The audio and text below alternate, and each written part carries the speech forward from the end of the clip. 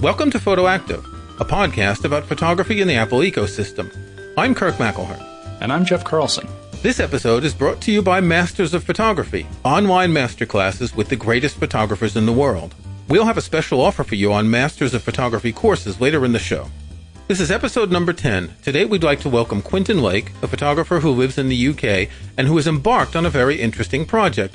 He is walking around the entire big island of the United Kingdom. That's about 10,000 kilometers. Quintin, thanks for joining us. Hi. Quintin, you are walking around the United Kingdom. That's right. Not just around the United Kingdom, but on the coast. Not just on the coast, but every little bend where it goes in and out and in and out. And this is what, about a 10,000 kilometer walk? Is that correct? That's right, yes. 10,000 kilometers, 6,000 miles, yeah. And how long ago did you start this? I started about 2.5 years ago, so I'm just over halfway at the moment. So this is going to be about 5 years, maybe a little bit more, a little bit less? Yeah, it's going quite slow in Scotland, so maybe a little bit more. But yeah, 5.5 years, yeah. And right now, we're not talking to you in some tent on a beach. You're at home in Cheltenham, which is actually about 40 minutes from where I live. You do this in stages. How long do you walk each time? Well, it averages out about a week, but the longest would be about 2 to 3 weeks, and the shortest is about 5 days. So I walk from one train station to another, pretty much, where I can. So you go to a train station, then you have to go to the coast. That's right. Well, there's sometimes a bus, and then so public transport, and then I'll walk and mostly camp in between times. Are you GPSing this to check the total distance? Because I would think that the distance of walking to and from the train stations to get to the coast is probably close to the distance you're walking around the island. Amazingly, there's lots of stations on the coast because often it's the flatter ground. Oh, okay. But yeah, I'm GPSing it all, and my estimates are about 20% off at the moment. So I think that the distance in the end might be quite a lot longer than I thought.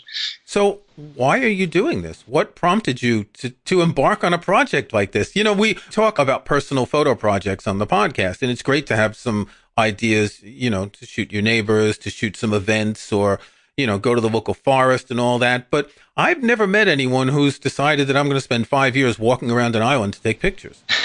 Yeah, it kind of doesn't make sense. I mean, for me, it's the most interesting thing I can imagine. When I was 20, I walked from Land's End to John O'Groats, which took 3 months. So that's about 1,000 miles, 1,600 kilometers. So Land's End is the very tip of Cornwall, which is in the southwest of the UK. Yeah. And John O'Groats is in Scotland? Yeah, so they're the two furthest points in Britain, geographically apart. And I did that avoiding roads as much as I could, so through the wilder parts of Britain. But I did that just for an adventure. I was 21. I did it to raise money for charity. And then since then, I did photo projects as a separate thing. And I traveled to about 70 countries doing kind of classic photo projects in exotic locations. And then recently, about 7 years ago, I combined my two passions. I'd always go backpacking a couple of times a year with photo projects. And I walked from the source of the Thames, very near, past Reading to London to the sea. And I did it as a personal project. And not only did I love it, but the images I produced sold quite well. So it made sense both creatively and financially. And then it seemed to be that, rather than a long walk means you come across beautiful things that you don't expect. So it's the unexpected moment that makes it very inspiring. And then after that, I did another river walk, the River Severn, which is Britain's longest river. That's 270 kilometres. So that took quite a lot longer. And that starts in Wales and then goes down Gloucestershire to the sea. And when I got to the sea, I kind of didn't want to stop, so I carried on a few days. And then I realised how diverse and interesting that was, because I thought it would all be the same. But I quickly realised it was the whole story of this island, and the history and the architecture and the people is all told along the coast. So in a single day, you can walk past a firing range and then walk over a very rugged, windswept moor. Then you can pass people who are kind of windsurfing, and then you can go to an old house, and then you can pass the ruined village, and all that just happens in a few moments. So there's never a dull moment, and so all the visual inspiration is just one layer upon another every day. You mentioned architecture. You are primarily an architectural photographer, is that correct? That's right. I trained as an architect, and then not very wisely, I worked for a year and then became a photographer. But yeah, my commercially, I'm primarily a architectural photographer, and then I supplement that income with fine art work based on what I'm doing now. And that kind of shows when you look at the photos that you've taken. There will obviously be links in the show notes to Quintin's website, photo galleries. A lot of the photos you take are of structures. They may be piers, they may be buildings, they may be electrical power line poles and things like that, or those statues that are near Liverpool on the beach. A lot of them are man-made things that you photograph. That's right, yeah. Yeah, I mean, for me, I think that the British can be quite romantic about their landscape. You know, the images tend to look like a picture you get on a milk or butter. It's like rolling fields and cows and all very beautiful. And although that definitely does exist, the thing I find most fascinating is where you get the rolling fields and you get a massive nuclear power station right next to it. And I mean, I really love the painter Paul Nash's work, and he was fascinated in the strange, surreal things you get in the landscape, where you get some strange object that might be 2,000 years old, and you get something modern that's bizarre. And it's that comparison. But yeah, I do see the world very geometrically. So I see the landscape as a composition. So were those previous trips, it sounds like those were all very consecutive. And so how did this idea scale up so much? That's a good question. I mean, I think when you're conceiving of a artistic photo project, it can end up quite contrived. You could think, well, I'm going to now photograph every bus stop along a line, or you might decide you're going to photograph a tree on the outskirts of a town, or a football field. I mean, they can be good ideas, but then you almost become trapped by your own idea. So what I wanted to do was to have such a wide-reaching project that I don't feel any creative pressure to decide what the critical point I'm trying to make is until the end. So at the end, when I create a book or an exhibition, then I'll decide what point I want to make. But I wanted the freedom to not do that just yet. It's interesting because last year or earlier this year, I bought a recent book by Martin Parr called Remote Scottish Postboxes. Yes, yeah. I'll put a link in the show notes of one of the photos. And it's really a fascinating idea. Martin Parr is, I guess you could call him a photographer of the banal. And he decided to drive around Scotland and take landscape photos where the foreground is a postbox, one of those red British postboxes. But they're actually landscape photos. It just happened to have postboxes photobombing them.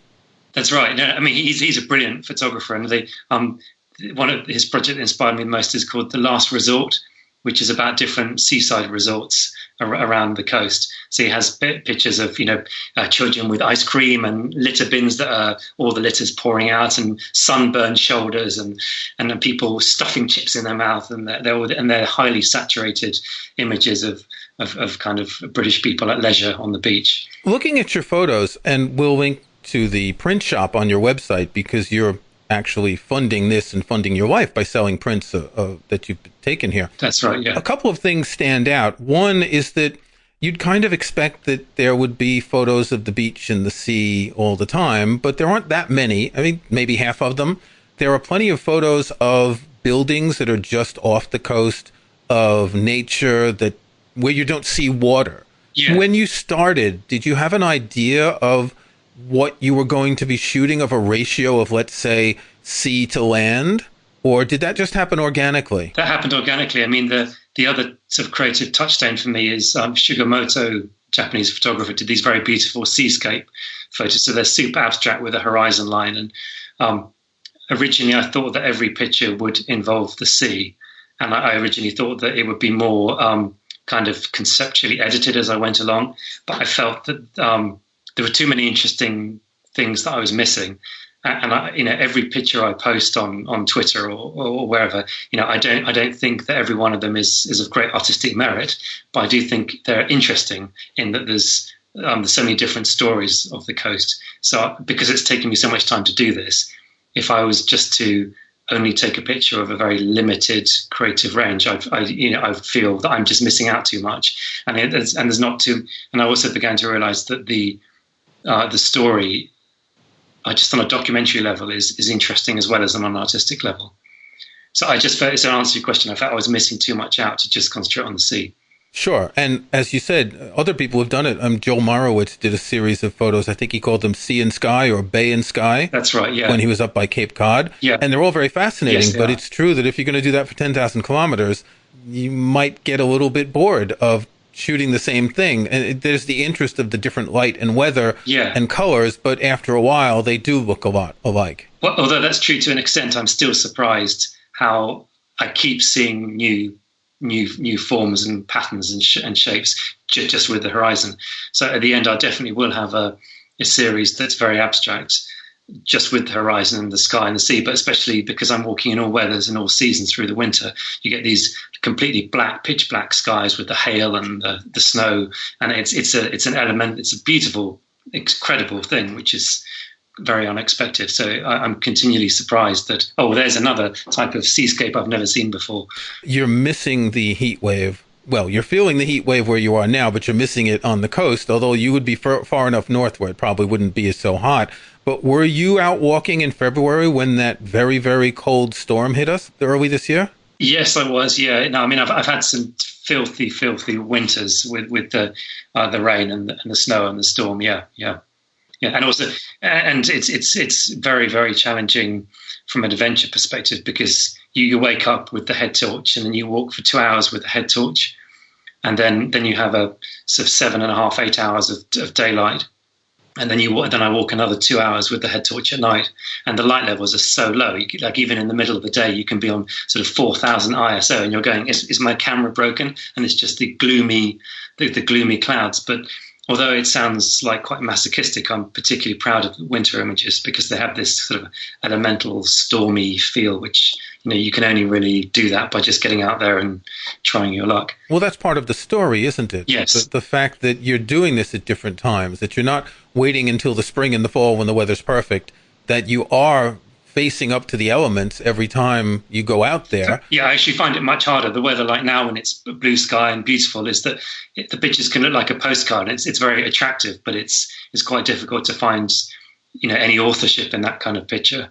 When you go out, are you timing things in such a way that you think, okay, I know that if I walk, 4 hours I will be at this point, like perhaps this scenic point, and I want to make sure that I get there when the light is at, this level at this time of day? Or is it more exploratory, just I'm going to get up, I'm going to head in this direction and see what comes? Both. I mean, sometimes there's a particular landmark that I'm really keen to explore, and I'll plan it really. I'll use the Photographer's Ephemeris app and website to work out the sun angle for the particular time of day, and I'll really carefully plan it. And then sometimes I just I won't do that at all. So both wise. But I do often estimate my journey time and plan. I might not have my lunch so that I can reach a certain location, and then I'll eat later, or I'll vary the days. Or I might, if it's interesting day photographically, I might do 6 hours of photography and then walk into the night on a bit which isn't so interesting. So each day is quite elastic like that. Do you ever find yourself pausing and saying, wow, like this was a great location, I'm going to spend 2 days here? Or do you have more of a rigid schedule because you know that you need to get somewhere by a certain time? Unfortunately, I do have a rigid schedule. I mean, if there are days that I find really inspiring, but then the following day I need to make up the distance. So I average 26 kilometers a day, which allows for 3 hours photography. And then if either the going is difficult or I do more pictures, then I have to make it up the next day, which makes the next day so that sometimes I walk up to 45 kilometers a day. And then because I always have when I get back, I've got my family to consider and my clients' deadlines to consider. So I have to return for a certain date. So unfortunately, there have been some beautiful places that, if I was in my 20s, I would have just hung out there for a few days. I can't do that now. But I think some days are very much the main objective is just walking, just all day. And some days, if the weather is fantastic, I'll do much more photography. So I do have quite a bit of leeway, 3 and 6 hours a day to do photography.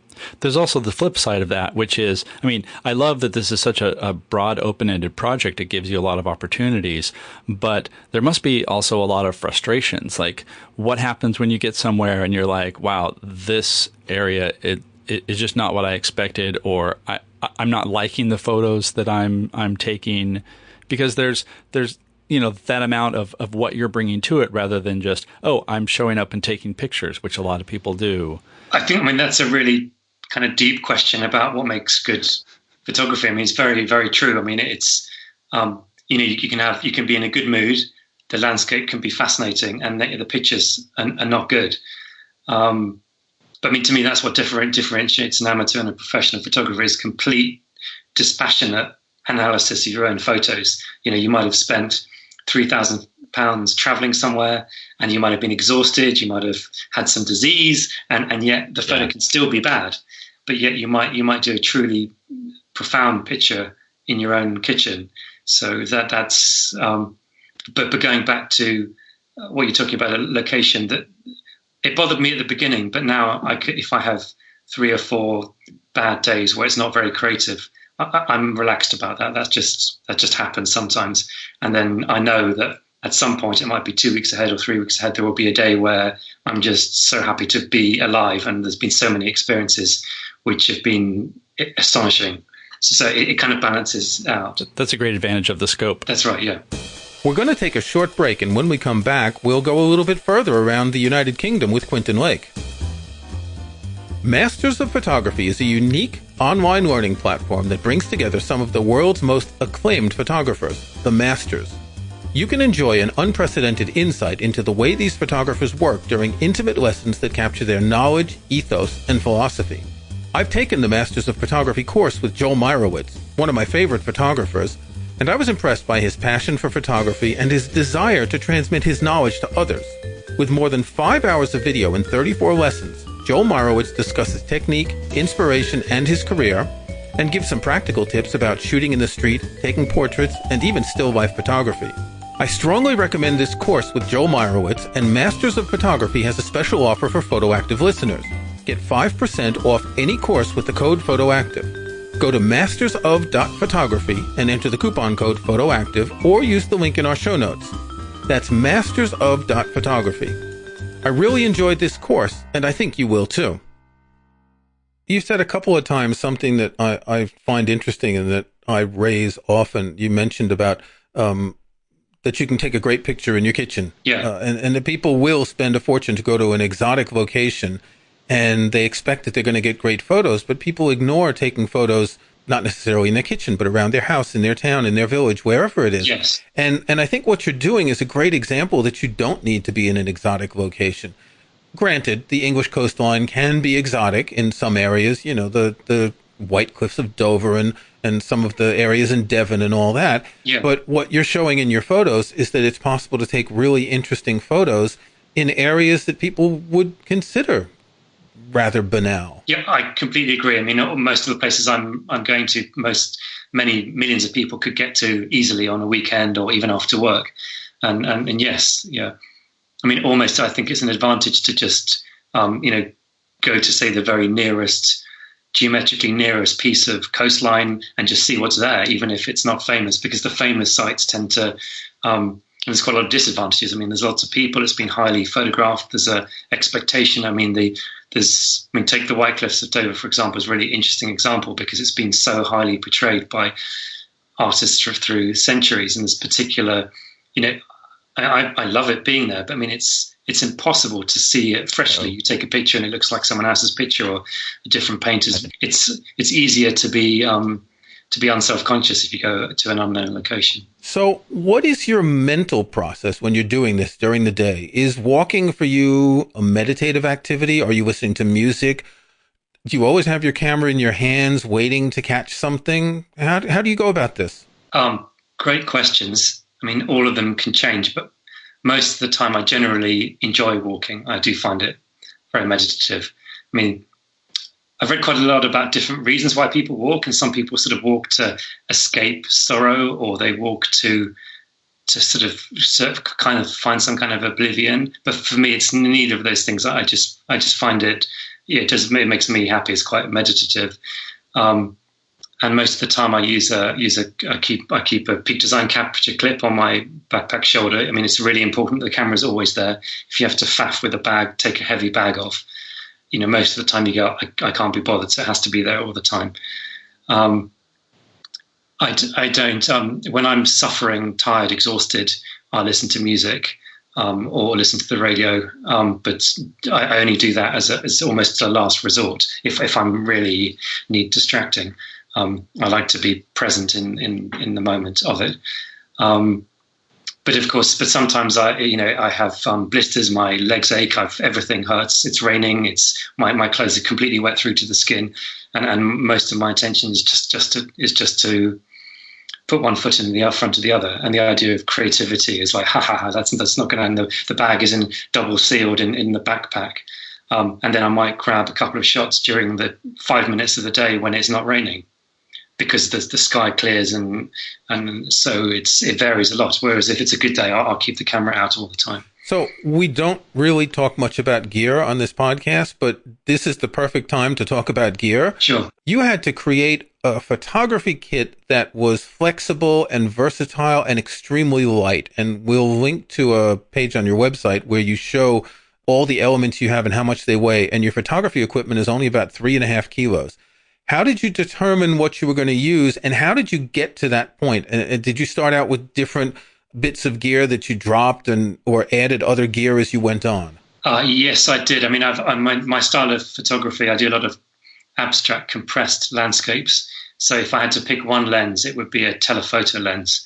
So if I had, I've done projects in the past where all I took was a telephoto lens. So it's kind of the 70 to 300 range. Is what I enjoy the most. So that was a given. That had to be in there. And then the wider level is a much harder compromise, because ideally I'd have a 17 millimeter tilt shift, and then I'd have like a standard zoom, something like a 24 to 70. Those would be the three lenses that I would carry around in an urban situation. But I ended up choosing a 16 to 35 and then missing out that middle range. So I've got a wide zoom and a long zoom. So and that was the best way to deal with the lenses. And then tripod wise, I could write a book about these small tripods, because I've tried the tiny desktop tripods, but then although they're light, generally there's too much foliage. You want to get above plants, and you need to get up sort of 50 centimeters, and full-size tripods to carry the camera itself is quite heavy. With the lens, it's a kilo, just under 2 kilos for the long lens. So you need quite a sturdy tripod, and then to have a full-size tripod that big is going to be at least 2 kilos. So I've discovered this Jitso carbon fiber. It's only 50 centimeters high, so you have to sit down and squat to use it, but it's enough to get over the plants. So there's almost no circumstances I can't use that, and that weighs 0.5 kilogram. But then it was also being so I cut out everything. So a normal camera strap, you don't need that. I just use a piece of high strength cord, which is 4 grams. If the lens doesn't need the lens protection for waterproofing, I don't use that. The camera case, the padded case, I made one out of insulation foam, because even the lightest one is still of quite a few hundred grams. And then the waterproofing case, I use a Cuban fiber case, which is 24 grams. I mean, anything that's sold for photography is going to be, the bag and the case ends up weighing more than the camera. So and then the camera, it is heavy. It's the 5 DSR, so it's a 50 megapixel full frame camera. But I absolutely need that to produce the large prints I make, which are like 1.5 meters square. Right. And many people say, well, why don't you use mirrorless, or why don't you use a smaller format? And it's mostly about the lenses, because once you factor the lenses in, it doesn't really save that much. And to me, the quality loss, because I really like an optical viewfinder, you can absolutely nail what you're seeing. It's just I'm probably a generation where it's just a step too far to look at digital, but creatively I find it better And I've extensively tested these other formats to see if they would work for me, but they wouldn't. Well, and also, people are thinking of gear bags and weight and all that, and you're also carrying everything you need. You're carrying food, you're carrying clothing, you're carrying a tent of some sort. And so, in Scotland, you can sometimes need up to 7 to 10 days of food. It's very remote, and some of the peninsulas there's no habitation whatsoever. So, and it's about a kilogram per day. It is what 800 grams to 1 kilo, depending how much you need. And if you're backpacking, you need a lot, 3,500 to 4,000 calories. So you need quite a lot of food. So it accordions up and down. So I can be carrying up to 18 to 20 kilos, but most of that is food. Half of that is food. What about your workflow? You're shooting your pictures, you're putting them on an SD card. Do you send them to the cloud to have a backup? Do you have an extra backup drive? What do you do to manage your photos? You're obviously not processing them until you get back home. Yeah. So what do you do to make sure you don't lose your photos? That's I haven't found a solution which I like, to be honest. There's rarely a mobile phone signal, and there's certainly not a data signal. A single image I take with my camera is 76 gig, and I generally take about 300 a day. So the volume of images, the data is massive. So no cloud system like that works. I have very fast broadband here, and I use a cloud backup when I'm back in the studio, but nothing in the field works. And I haven't found any remote drive system which has a high enough capacity. I need at least 2 terabytes to be backed up during any one leg. And I haven't found anything that works for me. So I just use the SD card and store it and hope for the best. And so far I haven't had any failures. But I could, my camera has the facility to take double cards, and I could read the data to 2 sources. But I hope I'm not going to regret this next time I go out. But I've never had a SD card failure for about 10 years. The early cameras failed quite a bit, but the recent ones, they haven't. So I just go, for just 5 gram SD card, and I just take masses. I have, 10 64 gig cards, so that will last me for about 10 days before I need to back it up. And the few occasions where I need more, I might take a laptop with a hard drive on a rest day and do some processing and checking, which I might send to myself. There's a few things I might do like that. Well, one thing about this workflow that's interesting is that it doesn't sound like you're doing a lot of reviewing on the way. So you're able to have some time between when you shoot something and review it. Do you find that to be helpful, or do you find that you like being able to look at things faster? Do you do any reviewing on the camera, or is it just I've shot the images and now I can look at them much later? I don't review on camera. No, I check the histogram. I check to make sure that I'm not burning out the highlights. And if there's something dynamic, I'll check to make sure that I've composed it right. But I won't sit in the tent and check out what I've done during the day. But that's mostly about battery life. Battery life is the killer for me, because solar just isn't practical in the UK. There's not enough sun. So I'm carrying, big battery packs, and sometimes they're, I don't know if I've got one around, but they're half kilo battery packs. And the weight for that. So I don't do anything that requires power that I don't need to do. But also creatively, I like just to treat it like film, and to just shoot and then review it later. And then answer your question about the time, I do prefer not too long, but I like a week to 2 weeks to sort of just decide whether that was good and then see it afresh. But it's close enough that I can remember the details of what was happening. Yeah. If you wait a little bit like that, then you'll look back at the photos and you'll have memories of them, and you'll say, yes, I remember that one. But it won't be the same as if you did it right after or the next day. It'll be more of a distant memory that's blended into your feelings of a specific walk or a specific stage. That's right. I find it more, definitely more helpful to whereas if it's sort of 2 or 3 months past, which I've done on previous projects, you've almost moved on, and it's too far away. I was just going to point out that nowadays that time period between shooting and reviewing, that almost sounds like a luxury, because so many people, and we're guilty of this too sometimes, like, I want to see what I got, or someone needs me to go through these and review these and cull them down. And that brings me to another question, which is, when you do get home, how many images are you working with? Is it this monumental task that, oh my gosh, now I have to go through this whole batch? Is that, without a question of doubt, the thing that I find hardest about this project is processing the images. I mean, almost physically as well. I mean, there's just so many of them. I mean, each day of walking takes a day of editing for sure.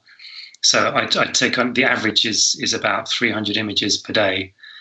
And, I normally do sort of, it will take me 3 to 4 hours to get it down to kind of a set of keepers that I kind of like, and then it will take me another 3 or 4 hours to finesse those, and then I'm captioning them, and I'm putting them on a blog, and the whole process, easily takes 10, 12 hours per day. And I do find that daunting. I mean, right at the moment, I've got a 14-day backlog, and I keep getting assignments, and I don't know when I'm going to do that, and that feels kind of a pressure. I can sort of guess the answer to this, but do you ever go back and re-review things, or is that just from a practical standpoint difficult because you're basically always moving forward in the project? Well, so if I've got if it's a very important magazine article or something like that, I'll double check that I haven't left any dust spots in the image, and then sometimes I'll go, actually, I think I might change the tone of this. I mean, I'm open to thinking that it could be better, but what happens more often is pictures that I thought were good, I no longer think are good. So kind of my top set of best 100 images from the projects, that they change all the time. So a couple questions about the photos themselves. Why have you chosen to make all of the pictures square? Well, I think most of my pictures are dealing in some degree with geometry and abstraction, and for me, the square format, it lends itself much better to work in abstraction, and stillness and the sense of serenity is something I really try and get across in my pictures, especially with this project. So it was those two things together. So there's the stillness and serenity with the geometry, which are the things that I enjoy the most. I've been looking through your galleries, and I haven't come across a single photo in black and white.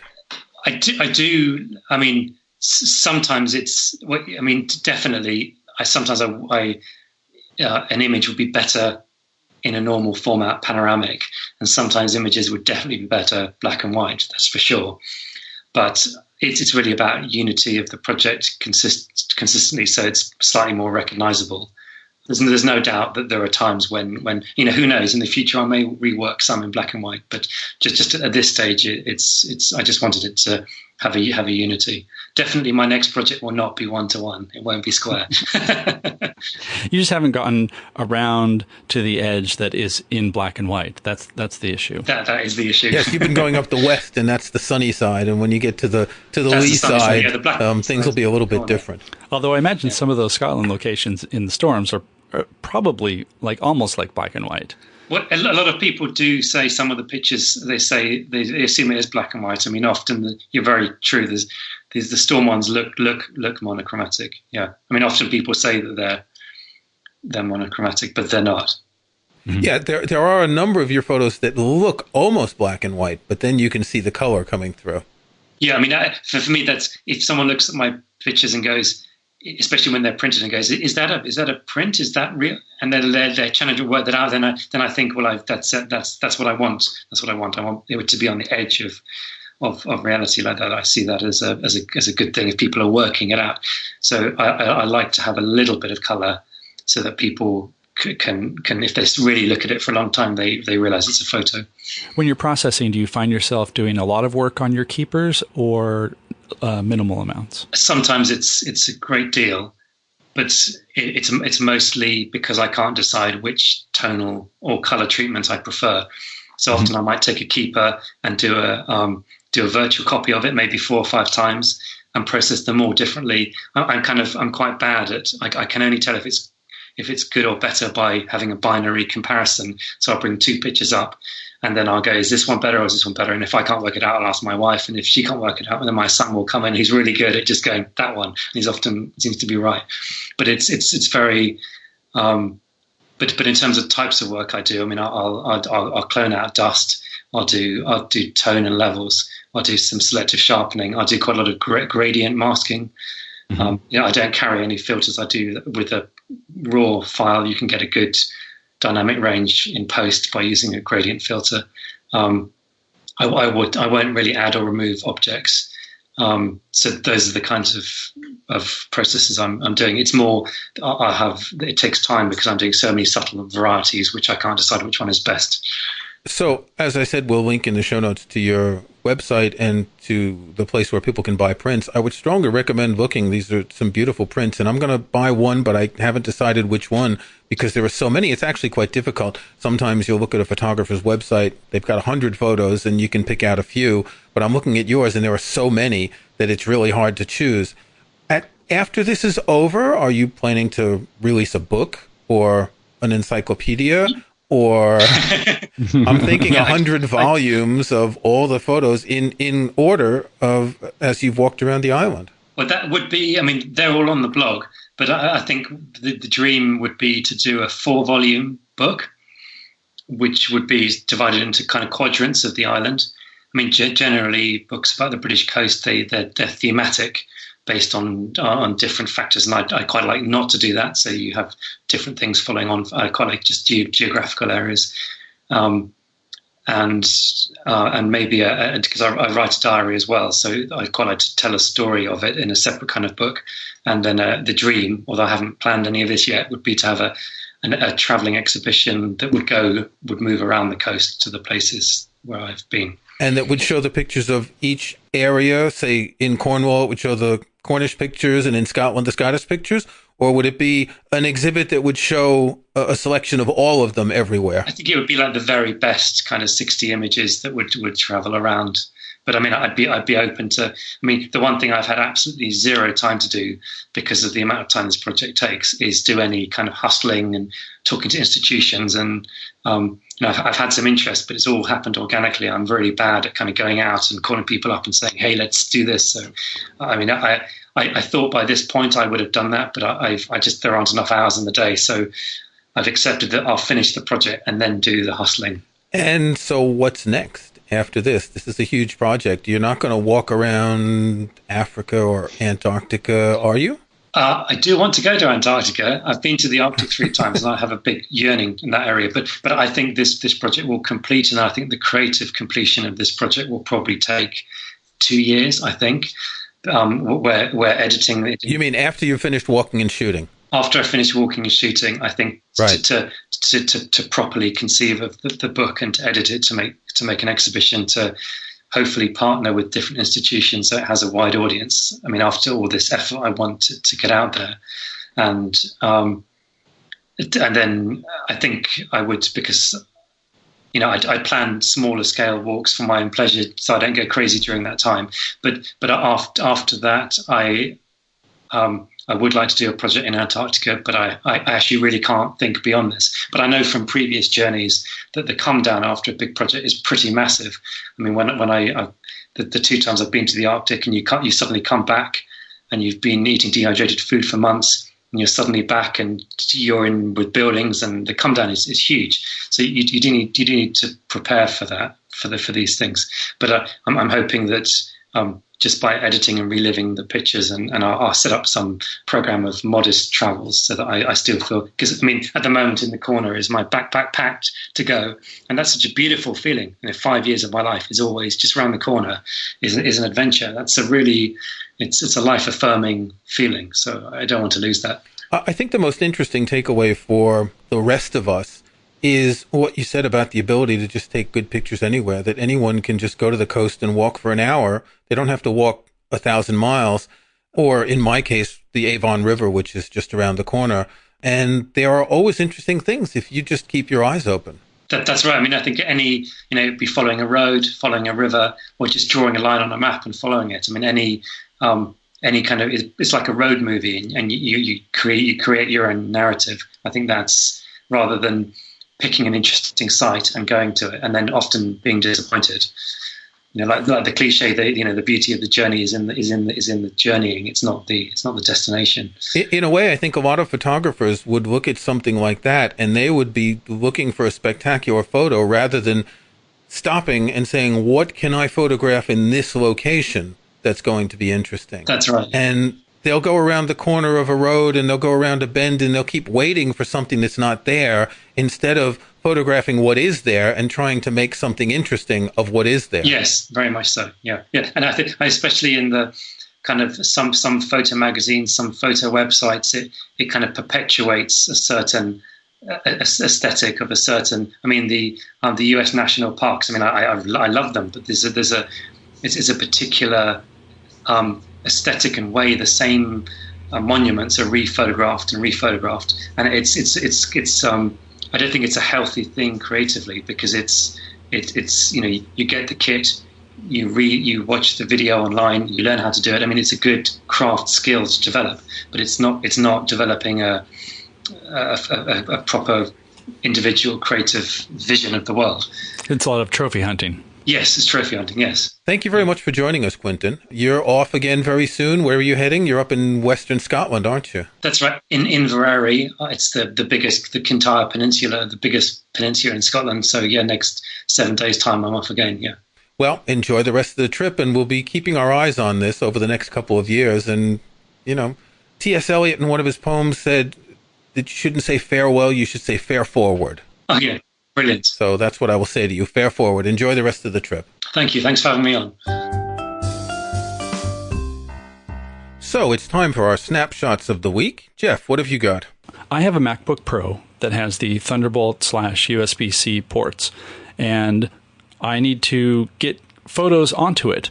So in order to do that, of course, because it's a MacBook Pro, we need lots of dongles. So I bought the Verbatim USB-C Pocket Card Reader. What's nice about it is that it supports UHS 2 memory cards. So if you have those and your camera supports them, it's capable of much faster transfer times than most SD card readers. It's also really pretty cheap. For about $17, you get the performance of a SanDisk one that was $50 when the MacBook Pros first came out. So it's fast, it's good, it's compact, it has a micro SD and an SD slot, and it works great. Kirk? This week I've got a book. Not a book of photography, but a book about cameras. It is called Retro Cameras. It's written by John Wade, published by Thames and Hudson. Now, I'm not a camera collector, I'm not a gearhead, but there is something interesting to look at old cameras and to see what they were like, to see how they worked. I mean, I had my first camera in the late 1970s, so this is already a relatively modern SLR at the time. But you can look back here and see the way people were shooting pictures 100 years ago. My favorite type of camera, and in fact, if I were to shoot film today, I would want to get one of these cameras like the old Mamiya, where you have to look down into it and you have the crank on the side. I've always liked that position of shooting a camera like at waist level and looking down to frame it. And a few years ago when I had an Olympus, what was it, OM, whatever it was, the Olympus Digital SLR that I had a few years ago, it had a back panel that would tilt and I could use it that way. And that's really interesting when you're shooting something close to the ground, like cats, for example, or flowers. And I like that approach to shooting. I like that you're looking at something rather than having the camera in front of your eye. In any case, this is the subtitle to this is The Collector's Guide to Vintage Film Photography, and it claims to tell you a little bit how you would use some of these cameras, but it covers things like stereo cameras and miniature cameras and those little cameras with the bellows that open up. And I think it's just charming to look at how cameras have changed so much over the years. Of course, now you just compare that to an iPhone or any other smartphone, and it's just so different, yet it does the same thing. It's not an expensive book. It's not going to prompt me to start collecting cameras, but it's just interesting to have a little nostalgic look at photography. Thanks for listening to Photoactive. You can find show notes, including any photos we discuss in the show, at photoactive.co. That's photoactive.co. We couldn't afford the M.